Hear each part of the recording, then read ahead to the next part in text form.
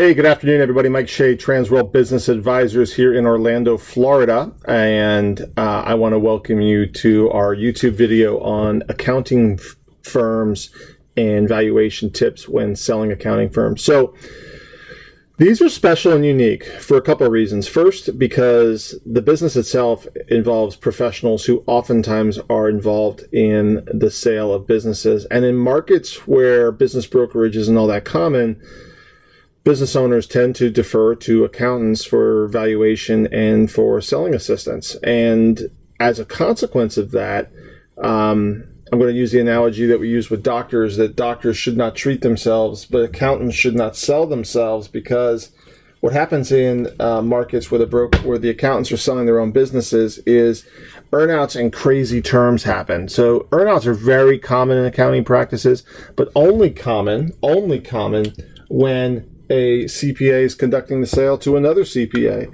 When a business broker is handling it, we do not see earnouts as frequently, and that's simply because the brokers tend to create more competition and more demand, and the terms and the leverage goes to the seller, because accounting firms and CPA firms are rare, and they are even rarer and more demanded because of the annuity nature of the billing, i.e. the consistent billing associated with bookkeeping. So let's get into it. So first step I want to talk about is that earnouts happen. Okay, earnouts do happen, but when taken to a broker, they do not. So here's the rules of thumb.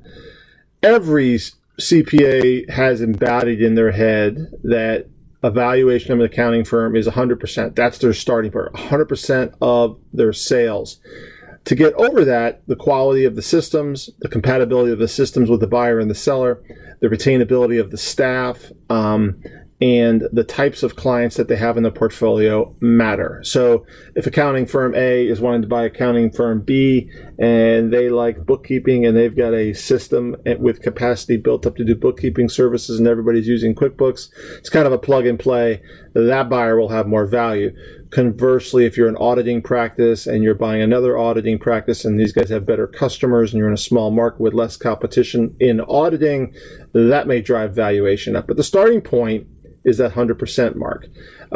That's embedded in the eyes and the mind of the accountants, and it's the job of the brokers and the sellers to get it up. So quality, systems, retainability of staff, and all those qualitative features that will drive the attractiveness of the business is what moves the needle. So rules of thumb, 100, I've seen as high as 125% of revenue, or 1.8 to 3 times SD&E. That is predicated upon the size. The bigger the SD&E, the bigger the owner benefit, the bigger the cash flow of the business, the higher the multiplier. 2 times EBITDA or 2.2 times EBITDA or 2 times EBIT. I'm going to tell you it's 1.8 to 3 times the cash flow. The bigger the cash flow, the more it's worth. So I got to throw out the revenue number because it really doesn't matter when you get down to it. It's always going to come down to cash flow. Things that are important, revenue composition is important. How much is retail tax, and what are those tax clients like? Are they low end, hey, do my 1040, or are they S-Corp type tax returns where everybody's on QuickBooks? CPA's time, again, CPA's value at 1 times gross. The even distribution of tax returns and bookkeeping revenue is the perfect model, i.e. the client you're doing bookkeeping services for is the same client you're doing personal and corporate tax returns, so you're tripling up on billable hours to the client. Sellers' discretionary earnings in this business should be 40 to 60% of revenue for solo practitioners, meaning the accountant is doing the work. Now, when that's being acquired by another firm, they're going to have to staff up. That's why the valuation tends to drip down and the mix tends to be a variable. If you're a solo practitioner and you're doing everything and you're being bought by another solo practitioner, he's not going to be able to do all that work. He's going to have to hire someone to do that work. And as a consequence, the value of that buyer is going to be less, unless it's a lot of simple stuff. And that's why the type of client will matter. Location matters. Location matters because it has a direct correlation to demographics, particularly on individual tax returns. if you're looking at this in the Orlando, Florida market, clients in Winter Park are more attractive than clients in Kissimmee. And it's due to income size, it's due to the ability of the demographic client to comply with process and procedures, and even language and human demographic variables come to play, i.e., an accountant in Winter Park may not be bilingual, an accountant in Kissimmee may be. The personality types of the CPAs matter. Professionals of all kinds tend to have egos. If you're a CPA who has a certain procedure and way of doing things, and the other CPA has a different way of doing things, that CPA will devalue your practice accordingly. And quite frankly, professionals don't like to sell businesses to professionals they don't like. And the clients tend to gravitate towards clients or to CPAs and accountants who do things a way that is compatible with their personality. So the stickiness of the customer largely is indicative of the compatibility of the CPAs. There is a perception of risk of client loss, and that kind of goes to what I just talked about. The personalities and processes and practices of the CPA will drive that.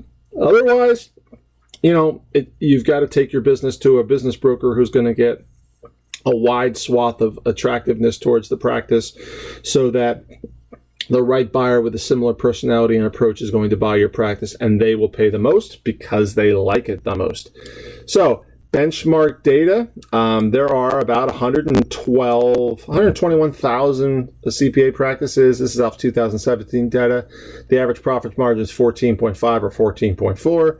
Runs about $181,000 of revenue per employee. The average employee in a CPA practice is 4.4, and the average wage per employee is about 65 grand. So white collar business. And here's your breakout on what your expenses you'll tend to see. I would imagine now post-COVID, this rent number is going to disappear down to almost nothing. And with technology, you'll be really, really remote. So people will be able to run CPA practices completely virtual, with virtual offices for occasional face-to-face client meetings. So that is everything on accounting firms. If you want to get a hold of me and have your business valued, please give me a call at 321-287-0349. That's 321-287-0349, or email me at mike@tworld.com. Thanks.